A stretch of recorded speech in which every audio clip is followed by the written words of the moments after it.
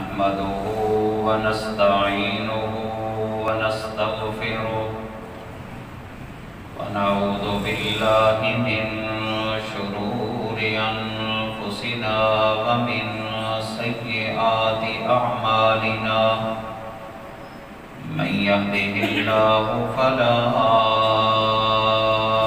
مضل له ومن يضلل فلا هادي له وأشهد أن لا إله إلا الله وحده لا شريك له وأشهد أن محمدًا عبده ورسوله يا أيها الذين آمنوا اتقوا الله حق تقاته ولا تموتن إلا وأنتم مسلمون يا أيها الناس اتقوا ربكم الذي خلقكم من نفس واحدة وخلق منها زوجها وبث منهما رجالا كثيرا ونساء واتقوا الله الذي تساءلون به والأرحام إن الله كان عليكم رقيبا يا أيها الذين آمنوا اتقوا الله وقولوا قولا سديدا يصلح لكم أعمالكم ويغفر لكم ذنوبكم ومن يطع الله ورسوله فقد فاز فوزا عظيما أما بعد فإن خير الحديث كتاب الله وخير الهدي هدي محمد صلى الله عليه وسلم وشر الأمور محدثاتها وكل محدثة بدعة وكل بدعة ضلالة وكل ضلالة في النار ألا لا إيمان لمن لا أمانة له ولا دين لمن لا عهد له سبحانك لا علم لنا إلا ما علمتنا إنك أنت العليم الحكيم اللهم صل على محمد وعلى آل محمد كما صليت على إبراهيم وعلى آل إبراهيم إنك حميد مجيد اللهم بارك على محمد وعلى آل محمد كما باركت على إبراهيم وعلى آل إبراهيم إنك حميد مجيد رب اشرح لي صدري ويسر لي أمري واحلل عقدة من لساني يفقهوا قولي أعوذ بالله السميع العليم من الشيطان الرجيم من همزه ونفخه ونفثه بسم الله الرحمن الرحيم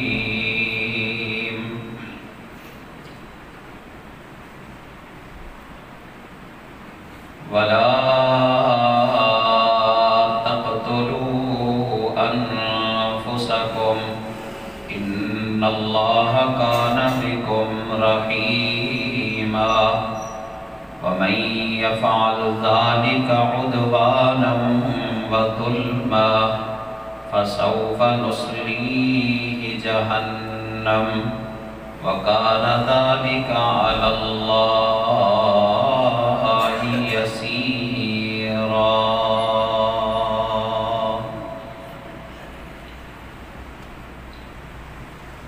ہر قسم کی حمد و ثنا، مدح و ستائش، بڑائی، کبریائی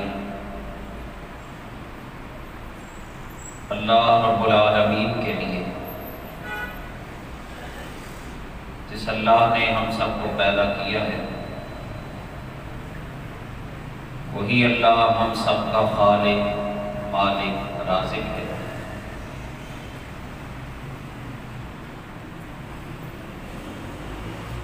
وہی ہم سب کی تمام ضروریات کو پورا کرنے والا ہے، وحدہ لا شریک ہے، اپنی ذات میں بھی، صفات میں بھی، اختیارات میں بھی، اور جملہ عبادات میں بھی وہ اللہ تنہا اور اکیلا۔ ہم پر لازم ہے کہ ہم اپنے صرف اکیلے اللہ کی عبادت کریں، کیونکہ حقیقی اور سچا معبود ہے وہ صرف اور صرف اکیلا اللہ ہے۔ درود و سلام بے شمار لا تعداد نبی کائنات، فخر موجودات، والی بطحہ، سلطان مدینہ، محمد مصطفیٰ صلی اللہ علیہ وسلم کی ذات گرامی پر، جن کو اللہ تعالیٰ نے ہم سب کی رشد و ہدایت کے لیے اپنا آخری نبی اور رسول بنا کے ہماری طرف مبعوث فرمایا۔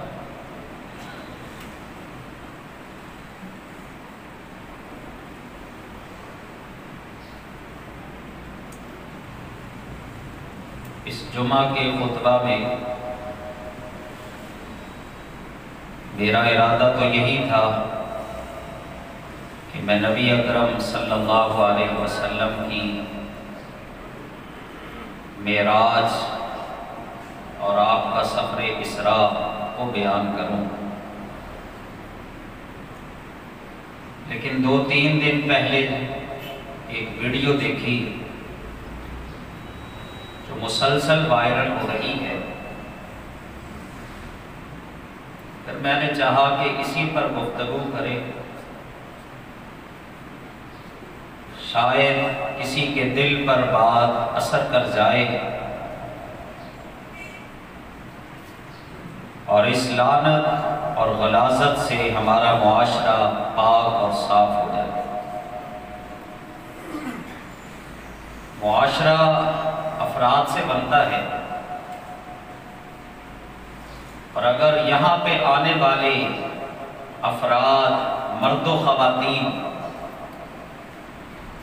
وہ یہ تہیہ کر لیں کہ جو ہم نے سنا ہے، جو سنایا ہے، اس پر عمل کرنا ہے، اس سے معاشرے کے اندر بہت زیادہ خیر آئے گی، بہت زیادہ خیر پھیلے گی۔ آپ یہاں سنیں گے، آگے بیان کریں گے، وہ آگے شاید بیان کر دیں، اسی طرح ہمارے معاشرے کی اصلاح ہو جائے۔ قباحتیں تو بہت زیادہ ہیں ہمارے معاشرے میں، بہت زیادہ قباحتیں، اور یہ وہ قباحتیں ہیں جو ہم نے غیروں سے لی۔ ہمارا دین تو بہت آسان ہے، نبی صلی اللہ علیہ وسلم کا فرمان ہے الدین یسر، دین تو انتہائی آسان ہے، لیکن ہم نے دین کو چھوڑا، اسلام کو چھوڑا، اور اگر لیا بھی تو صرف نماز کی حد تک، روزے کی حد تک، حج کے حد تک، یا عمرہ یا اس طرح کے دیگر معاملات، لیکن زندگی گزارنے میں ہم نے نبی اکرم صلی اللہ علیہ وسلم کو اپنا آئیڈیل نہیں مانا۔ خوشی بھی غیروں کے انداز سے، غمی بھی غیروں کے انداز سے۔ خوشی میں بھی ہم نے دوسروں کی طرف دیکھا اور غمی میں بھی دوسروں کی طرف دیکھا۔ اب وہ ویڈیو ایک انڈیا کی لڑکی کی ہے جو مسلمان لڑکی ہے، مسلمان بچی ہے، عائشہ اس کا نام ہے۔ وہ خودکشی کرتی ہے اور اس سے پہلے اس نے اپنی ویڈیو بنا کے وہ سوشل میڈیا پر ڈالی، اپنے ماں باپ سے بھی گفتگو کی۔ وہ بڑی جذباتی گفتگو ہے۔ بہرحال اس نے خودکشی کی اور خودکشی سے پہلے اس نے وہ ویڈیو بنا کے وائرل کی، تو سبب کیا تھا؟ جہیز سبب تھا اس کا۔ جہیز کی وجہ سے اللہ اکبر، جب سے وہ بچی اس کا نکاح ہوا سسرال والوں نے چین لینے ہی نہیں دیا۔ تیرے ماں باپ نے کیا جہیز دیا ہے تجھے؟ اللہ اکبر، تو کیا جہیز لے کے آئی؟ اور پھر اس کا والد بھی بعد میں کہتا ہے اللہ اکبر کہ میں 1.5 لاکھ کے قریب ان کو جو ہے نا وہ دے چکا کہ یہ لے لو اور میری بچی کا جہیز بنا دو۔ یہ جہیز والی جو مروجہ جہیز ہے، اس کی لعنت یہ صرف وہاں ہی نہیں ہے، ہمارے اندر بھی۔ ہم بھی یہی کرتے ہیں۔ ہماری بچیاں، ہماری بہنیں کتنی ایسی ہیں جو صرف جہیز نہ ہونے کی وجہ سے گھروں میں بیٹھی ہیں اور ان کا نکاح ہوتا ہی نہیں۔ رشتہ دیکھنے کے لیے آتے ہیں، اب تو اللہ معاف فرمائے، ایسے رشتہ دیکھا جاتا ہے بچیوں کا، خاص کر جیسے بھیڑ بکریوں کا سودا ہو رہا۔ اس کا قد کیسا ہے، اس کی عمر کتنی ہے، اس کا رنگ کیسا ہے، اور تم آگے خود دیکھ لو اس بچی کو۔ پہلے ہی وہ بتا دیا جاتا ہے، جس نے رشتہ کروانا ہوتا ہے نا، وہ پوچھ گچھ کر رہا ہوتا ہے کہ مجھ سے پوچھتے ہیں، بھیڑ بکریوں کی طرح بچیوں کا رشتہ دیکھنے والے آتے ہیں، اور پھر اگر پسند آ جائے، بچی اچھی ہے اور اسی طرح اس کی تعلیم بھی اچھی ہے، لیکن اب یہ بتاؤ کہ جہیز میں کیا دو گے؟ جہیز اچھا ہوگا تو تب ہم شادی کریں گے، جہیز اچھا ہوگا تو تب نکاح کریں گے۔ اور اگر اللہ معاف فرمائے کوئی بچی، اس کے ماں باپ اتنی طاقت سکت نہ رکھتے ہوں کہ وہ کما حق ہو، جس طرح وہ چاہتے تھے ویسا جہیز دے سکے، تو ساری عمر اس بچی کی جو ہے نا وہ اضطراب کی حالت میں ہی گزرے گی۔ ساری زندگی تانے ملیں گے اس کو، کیا جہیز لے کے آئی تھی؟ تیرے ماں باپ تو اتنے غریب تھے، انہوں نے دیا کیا تھا تجھے؟ اللہ اکبر، تو کیا لے کے آئی تھی؟ یہ دیکھ، یہ میری فلاں بہو اتنا جہیز لائی، فلاں بچے کی شادی کی، اتنا جہیز ملا، تیرے ماں باپ نے تجھے کیا دیا؟ وہ بات پہ پھر اس کو سنایا جاتا ہے۔ یہ ایک لعنت ہے، یہ غیروں کا لیا ہوا طریقہ ہے، یہ ہندوانہ رسم ہے۔ اگر آپ اسی طرح کرتے رہیں گے تو اس طرح پھر کئی بچیاں خودکشی پر مجبور ہو جائیں۔ اللہ اکبر، کئی بہنیں، کئی بیٹیاں، کئی بچیاں وہ خودکشی پر مجبور ہوں۔ جن کو اللہ نے طاقت دی ہے، استطاعت دی ہے، تحفے تحائف دینے میں بچی کو کوئی حرج نہیں ہے۔ اللہ اکبر، لیکن نمود و نمائش تو نہ کریں۔ یہ تو نہ ہو کہ ایک گلی میں رہتے ہوئے غریب وہ سارے دیکھتے رہ جائیں کہ یہ فلاں چودھری صاحب اپنی بچی کو کتنا جہیز دے رہے ہیں۔ اللہ اکبر، وہ غم میں مبتلا ہو جائیں، وہ پریشانی میں مبتلا ہو جائیں کہ جناب اس نے تو دیکھو کتنا جہیز، ہمارے پاس تو طاقت ہی نہیں ہے۔ پھر ادھار پکڑا جاتا ہے، پھر ادھار لیا جاتا ہے، وہ ساری زندگی ادھار کو جو ہے نا وہ اس کو چکانے میں ہی گزر جاتی ہے۔ اللہ اکبر، یہ ایک لعنت ہے۔ نبی صلی اللہ علیہ وسلم نے بالکل سادہ نکاح کیا، اور جو بعض لوگ ہیں نا ان کو کہا جائے کہ ایسا نہ کرو تو وہ آگے سے کہتے ہیں اماں فاطمہ کو بھی تو رسول اللہ نے جہیز دیا تھا. وہ اماں فاطمہ کو رسول اللہ نے کیا دیا تھا؟ مشکیزہ دیا تھا. رسول اللہ نے کیا دیا تھا؟ ایک تکیہ دیا تھا، ایک اوپر اڑانے کے لیے چادر دی تھی، بس یہی، یا زیادہ کر لو ایک مسلح عطا کر دیا تھا. اس سے بڑھ کر تو نبی اکرم صلی اللہ علیہ وسلم نے کچھ نہیں دیا. ساری خرچ کی ذمہ داری شادی کی، ساری خرچ کی ذمہ داری اللہ نے مرد کے اوپر رکھی ہے.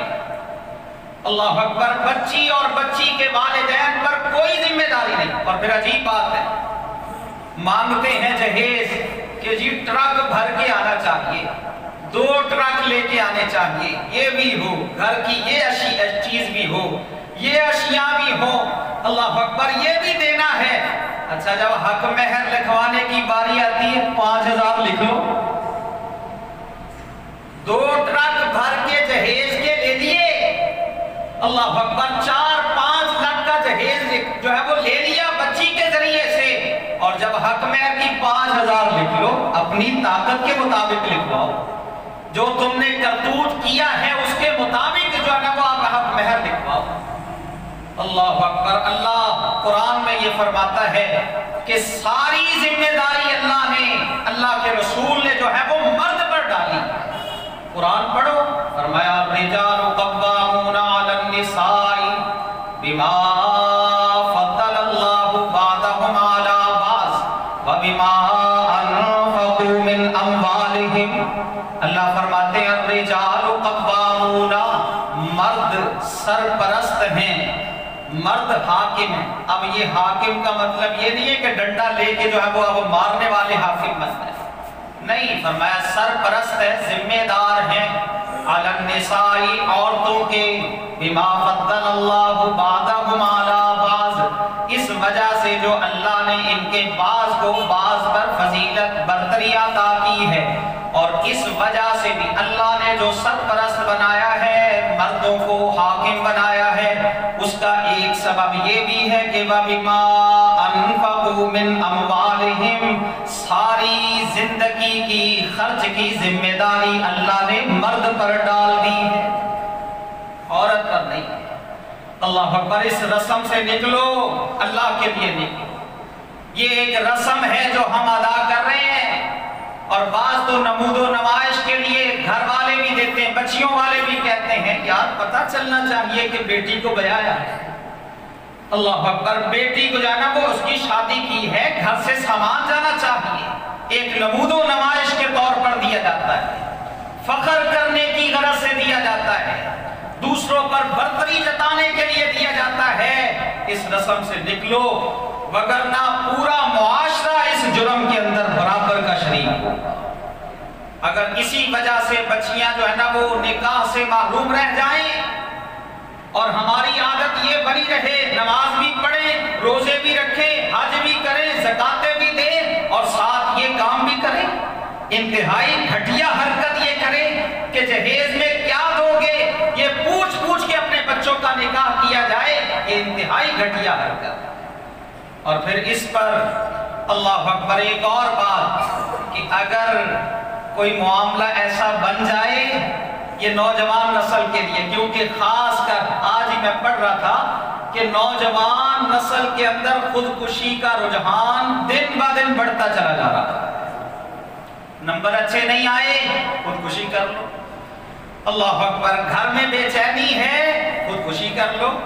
غربت ہے، خودکشی کر لو. کسی بیماری میں مبتلا ہو گیا تو خودکشی کر لو. یہ علاج نہیں ہے، یہ حل نہیں ہے.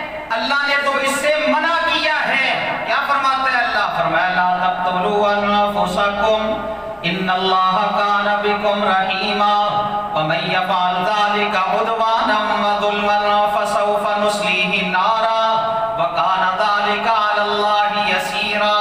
اللہ فرماتے لا تقتلوا انفسکم، اپنے آپ کو قتل نہ کرو، اپنے آپ کو مارو نہ، اپنے آپ کو ہلاک نہ کرو، یعنی خودکشی نہ کرنا.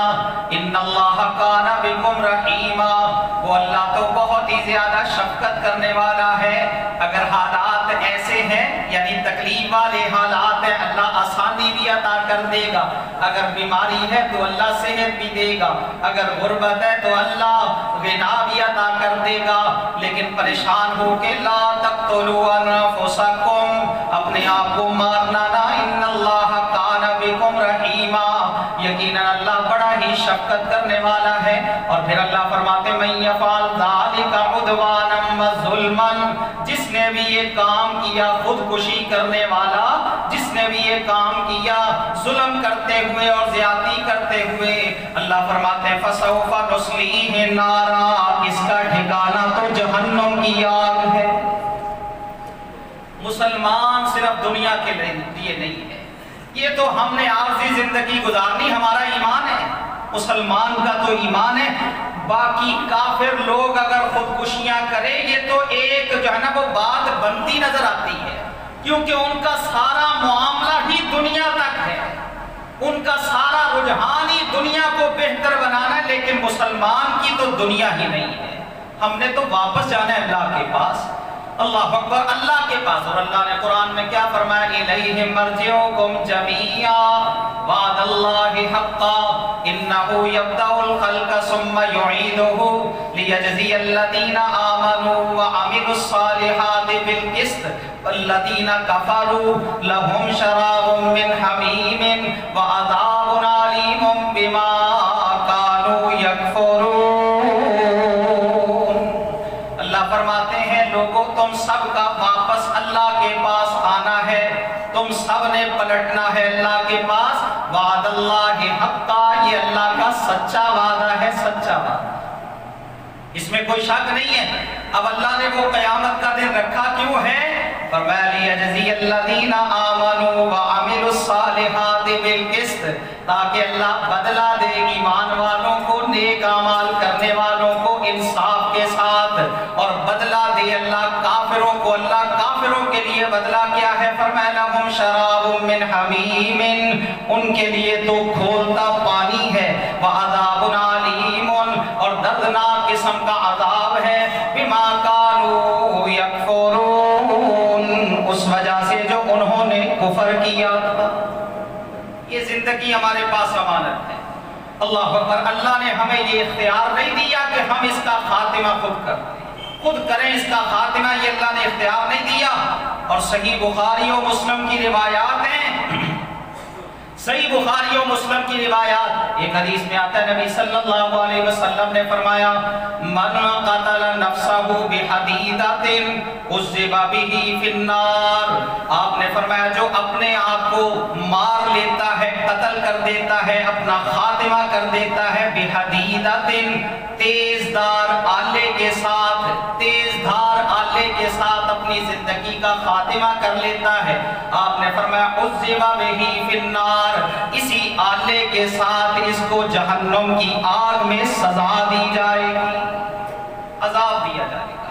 اور ایک حدیث میں آتا ہے نبی صلی اللہ علیہ وسلم نے فرمایا ایک آدمی کو زخم لگا اور زخم بھی جو ہے نا وہ دن بہ دن بڑھتا ہی چلا گیا، بڑھتا ہی چلا گیا، اور اس تکلیف میں، شدت میں، اس کی پریشانی میں اضافہ ہی ہوتا چلا گیا، دن بہ دن جو ہے نا وہ آگے ہی بڑھتا چلا گیا معاملہ، بالآخر وہ برداشت نہ کر سکا، اس نے اپنی زندگی کا خاتمہ کر لیا۔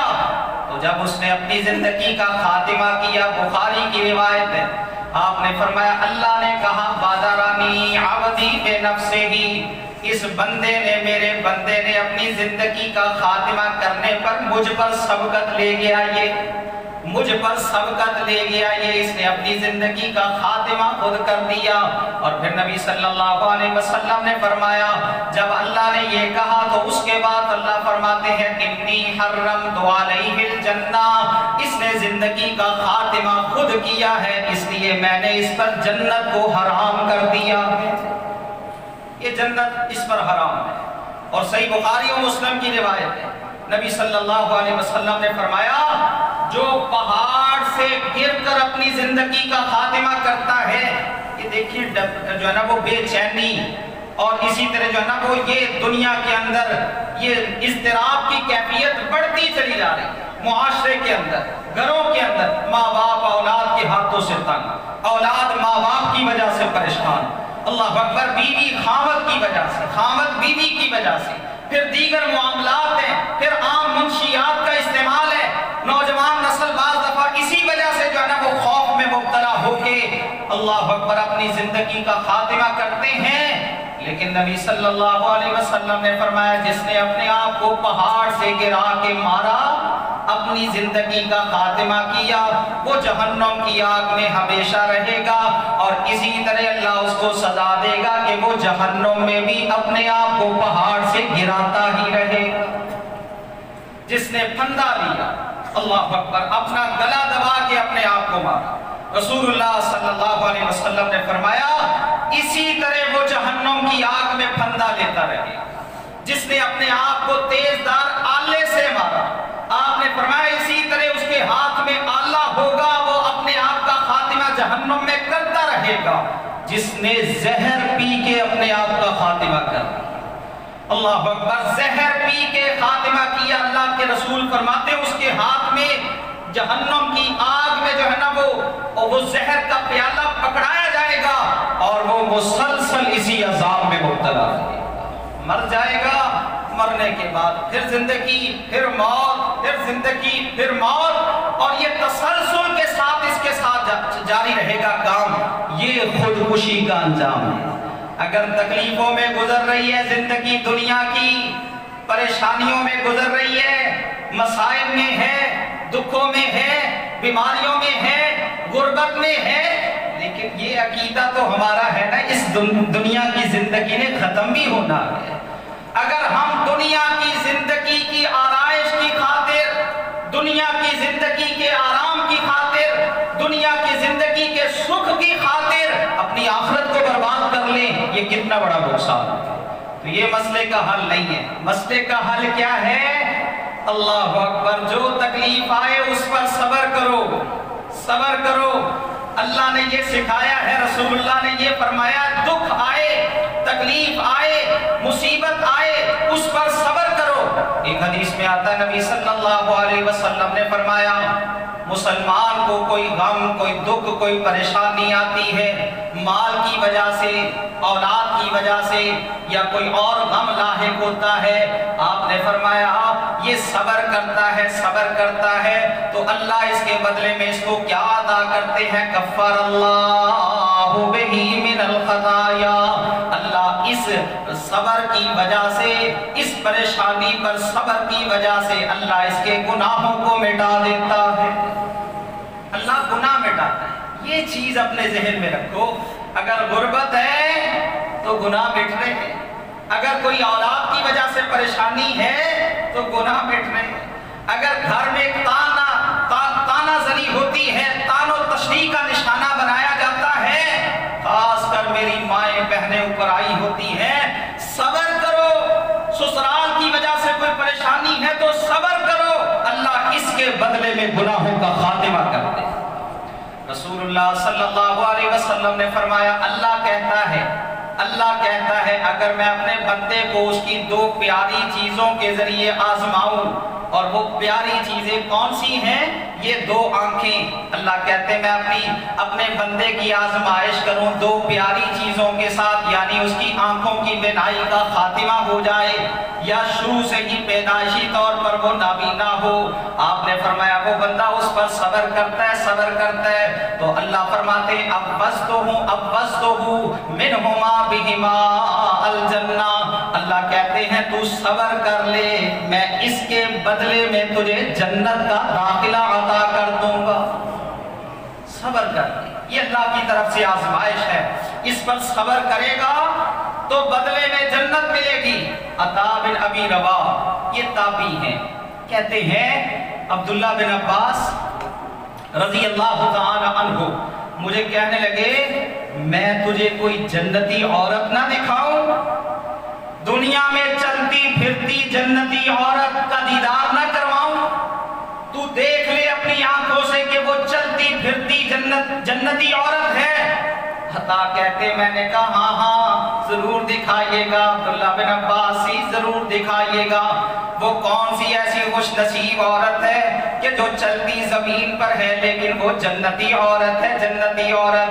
عبداللہ بن عباس کہنے لگے وہ جو خاتون ہے نا سیاہ رنگ کی، کالے رنگ کی، یہ اللہ کی دنیا میں اس زمین کے اوپر چلتی پھرتی جنتی عورت ہے۔ دیکھ لے اس کو، کالے رنگ کی، سیاہ رنگ اس کا، اور پھر بڑھاپا، اللہ اکبر، بوڑھی ہو چکی ہے۔ اب اس کی وجہ کیا تھی؟ عبداللہ بن عباس نے جو کہا تھا کہ یہ جنتی عورت ہے، اللہ اکبر، اس کا سبب یہ تھا کہ اس عورت کو مرگی کا دورہ پڑتا، مرگی کا دورہ، مرگی کے مرض میں مبتلا تھی۔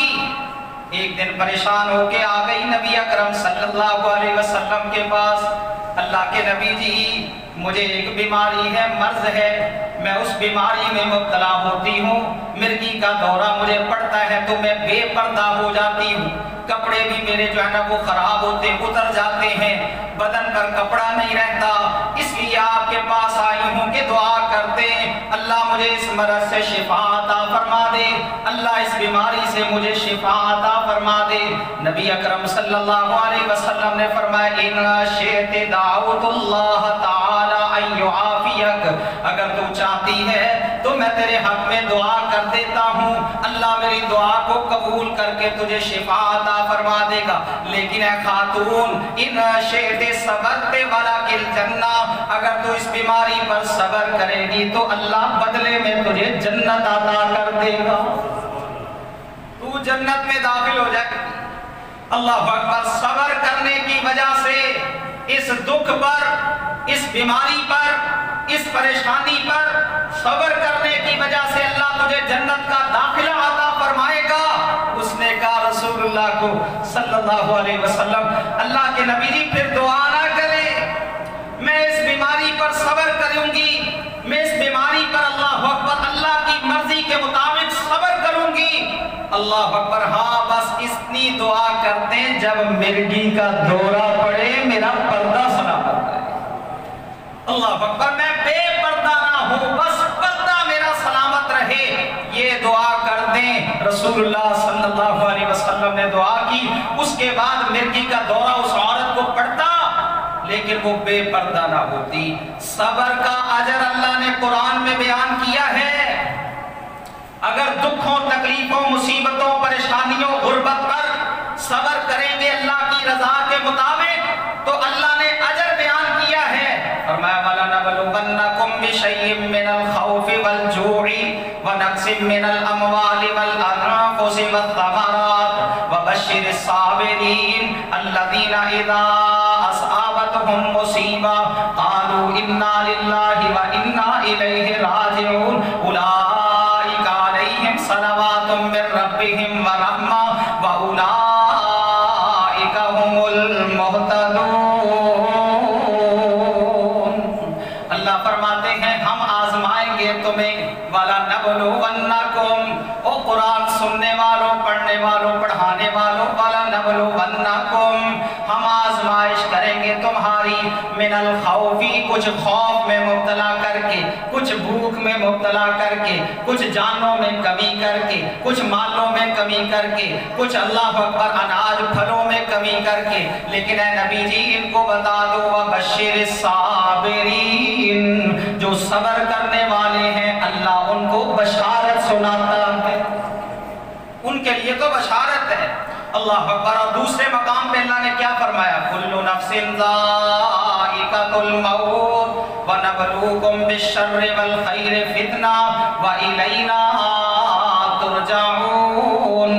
ہر جان نے مرنا ہے، ہر جان کو موت آنی ہے، کوئی امیر ہے تب بھی مرنا ہے، کوئی غریب ہے تب بھی مرنا ہے، کوئی اللہ اکبر بادشاہ ہے اس کو بھی موت آئے گی، کوئی گدھا ہے تو اس کو بھی موت آئے گی۔ فرمایا كُلُّ نَفْسٍ ذَائِقَةُ الْمَوْتِ، ہر موت نے موت کا، ہر نفس نے موت کا ذائقہ چکھنا ہے۔ اور پھر اللہ فرماتے وَنَبْلُوكُمْ بِالشَّرِّ وَالْخَيْرِ فِتْنَةً، لوگوں ہم شر اور خیر کے ساتھ تمہاری آزمائش کرتے ہیں، کبھی کبھی حالات اچھے تو کبھی برے حالات، کبھی اللہ اکبر غربت ہے تو کبھی اللہ امیری عطا کر دیتا ہے۔ اس طرح اللہ کہتے ہیں میں تمہاری آزمائش کروں گا، لیکن یہ یاد رکھنا کہ وَإِلَيْنَا تُرْجَعُونَ، تم سب نے واپس پلٹ کے ہمارے پاس ہی آنا ہے، آنا ہمارے پاس ہی۔ اللہ اکبر، کسی کو تانا نہ دے غربت کا، کسی کو اللہ اکبر بیماری کا تانا نہ دے، کسی بچی کو جہیز کم لانے کا تانا نہ دے۔ اللہ اکبر، یہ ظلم ہے، اور یہ یاد رکھو کہ ظلم کا اللہ ضرور بدلہ دے گا۔ جو صبر کرنے والے ہیں اللہ ان کو ضرور اس کا بدلہ دیتا ہے۔ اللہ غافل تو نہیں ہے۔ ہم دنیا میں ظلم کریں دوسروں پر، اللہ اکبر، ہم دوسروں پر زیادتی کریں اور سمجھیں کہ ہم جو ہے نا وہ جنت میں داخل ہو جائیں گے، نہیں۔ فرمایا لا تحسبن اللہ غافلا عما یعمل الظالمون انما یؤخرهم لیوم تشخص فیہ الابصار مہطعین مقنعی رؤوسهم لا یرتد الیہم طرفهم وافئدتهم ہوا۔ اللہ فرماتے ہیں لا تحسبن اللہ غافلا عما یعمل الظالمون، مت یہ سمجھنا کہ اللہ ظالموں کے ظلم سے غافل ہے، اللہ غافل ہے یہ نہ سمجھنا۔ انما یؤخرهم لیوم تشخص فیہ الابصار، ہم تو ان کو مہلت دے رہے ہیں اس دن تک کہ جس دن آنکھیں کھلی کی کھلی رہ جائیں گی۔ اللہ اکبر، جو پریشانیوں کا دن اللہ تو مہلت دیتا ہے، تو اس لیے کسی پر ظلم نہ کرے، کسی پر زیادتی نہ کریں، کسی بچی کو مجبور نہ کرے اس حد تک کہ وہ ماں باپ کے گھر جا کے بیٹھ جائے غربت کی وجہ سے کہ جا جہیز لے کے آ اس کے گھر سے۔ اللہ اکبر، یہ یاد رکھو۔ اور پھر جو بھی مسائل میں، دکھوں میں، تکلیفوں میں، پریشانیوں میں، بیماریوں میں مبتلا ہیں ان کے لیے صبر ہے، صبر کریں۔ دیکھو اللہ نے ہمارے لیے مثال بیان کی، فرمایا وَاذْكُرْ عَبْدَنَا ایوب اذ نادى ربه انی مسنی الشیطان بنصب وعذاب ارکض برجلک ھذا مغتسل بارد وشراب ووهبنا له اهله ومثلهم معهم رحمة منا وذکرى لأولی الالباب وخذ بیدک ضغثا فاضرب به ولا تحنث انا وجدناه صابرا نعم العبد انه اواب۔ اللہ فرماتے ہیں او اگر صبر کرنا ہے نا تو میرا ایک بندہ تھا ایوب، اس کا نام تھا، اللہ کا نبی تھا، لیکن ہے بڑا صابر تھا۔ تقریباً 17 یا 18 سال حضرت ایوب بیماری میں مبتلا رہے، اور مفسرین لکھتے ہیں بیماری بھی ایسی کہ لوگ دور بھاگتے تھے، دور بھاگتے تھے کہ یار ایوب کے پاس نہ جانا، وہاں جا کے بیٹھو گے تو بیماری کے لگنے کا خدشہ ہے، وہاں جا کے بیٹھو گے تو کراہت میں ٹائم گزرے گا۔ اور یہ ایوب مالدار تھے، مالدار۔ اللہ اکبر، اس بیماری کے آنے سے پہلے اللہ نے صحت بھی دی تھی، اللہ نے مال بھی دیا تھا، اللہ نے جائیدادیں بھی دی تھی، اللہ تعالیٰ نے بیوی بچوں سے بھی نوازا تھا، لیکن آزمائش، اللہ اکبر، آزمائش ایسی کڑی آ گئی کہ ایوب کا مال بھی ختم ہو گیا، جائیدادیں بھی چلی گئی، اللہ اکبر، اولاد بھی فوت ہو گئی یا چلی گئی، اور بیویاں بھی ساتھ چھوڑ گئی، ایک بیوی بس رہ گئی، ایک بیوی، اللہ اکبر، اس کو بھی ایوب کہتے تو چلی جا، لیکن وہ کہتی نہ، اس حالت میں میں اپنے خامد کو چھوڑ کے چلی جاؤں، یہ نیک عورتوں کا شیوا نہیں ہوتا۔ بہرحال 17 یا 18 سال تک حضرت ایوب نے صبر کیا، اللہ اکبر، کبھی اپنے رب کا شکوہ نہیں کیا۔ ایک دفعہ ان کی وہ زوجہ کہنے لگی آپ دعا تو کریں، اللہ تعالیٰ مجھے جو ہے نا وہ صحت عطا کر دے، اللہ مجھے صحت دے دے، تندرستی دے دے، یہ دعا تو کریں اللہ سے۔ ایوب کہتے ہیں 70 سال تک اللہ نے مجھے عیش کروائی ہے، 70 سال تک میں نے صحت کی زندگی گزاری ہے، 70 سال تک میں نے مال و دولت کے ساتھ زندگی گزاری ہے، اور اب میں اتنے سے ٹائم میں اپنے رب کی ناشکری کرنا شروع کر دوں۔ اللہ اکبر، اللہ سے کہوں اللہ مجھے صحت دے دے، تندرستی دے دے، اللہ اکبر، یہ بھی کسی کسی کا کام ہوتا ہے۔ اللہ نے قرآن میں فرمایا نا ہماری حالت، فرمایا اما اذا مبتلاہ ربہ فاکرمہ ونعما فیقول ربی اکرمن واما اذا مبتلاہ فقدر علیہ رزقہ فیقول ربی اہانن۔ اللہ فرماتے ہیں جب ہم بندے کی آزمائش کرتے ہوئے اس کو مال دیتے چلے جاتے ہیں، نعمتوں سے نوازتے چلے جاتے ہیں، تو اس وقت تو کہتا میرے رب نے میری بڑی عزت کی ہے، میرے رب نے میرا بڑا اکرام کیا ہے۔ لیکن فرمایا اما اذا مبتلاہ فقدر علیہ رزقہ، اور جو ہی ہم آزمائش کرتے ہوئے رزق میں کچھ کمی کر دیتے ہیں تو پھر کیا کہتا ہے ربی اہانن، میرے رب نے تو مجھے ذلیل کر دیا ہے، میرے رب نے مجھے رسوا کر دیا۔ اللہ اکبر، پھر شکوے۔ لیکن یہ 17 یا 18 سال تک بیمار رہے، کبھی اپنی زبان پر شکوہ نہیں لے کے، بلکہ جب بھی دعا کرتے ہیں تو کیا ہے، انی مسنی الضر وانت ارحم الراحمین فاستجبنا له فکشفنا ما به من ضر وآتیناه اہلہ ومثلهم معهم رحمتا من عندنا وذکری للعابدین۔ جب بھی دعا کرتے کہتے انی مسنی الضر، اے میرے اللہ مجھے تکلیف آئی ہے، انت ارحم الراحمین، تو بے ناانصافی کرنے والا نہیں ہے، اللہ تو بے انصافی کرنے والا نہیں ہے، تو سب سے زیادہ رحم کرنے والا ہے۔